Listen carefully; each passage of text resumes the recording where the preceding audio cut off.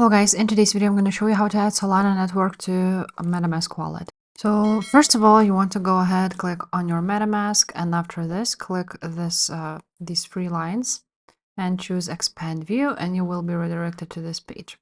Now, once you've done that, you want to go ahead and click again three dots and choose snaps. Now, I don't have any snaps installed yet, so we need to go ahead and click discover snaps.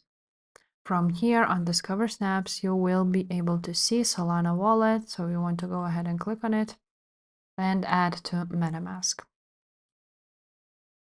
Just like so. Then you're going to go ahead and click accept and click connect. After this, as you can see, you will be able to manage Solana accounts and so on and so forth. So install Solana wallet. Now it's all completed. Now we want to go ahead and continue to Solana Wallet's website to get started. We'll need to go ahead and set it up. Now click Access Wallet. Click Continue with MetaMask right there at the bottom. Click Continue. Continue and connect it. Connect. Now it's setting up our wallet. Click Continue and enter Solana.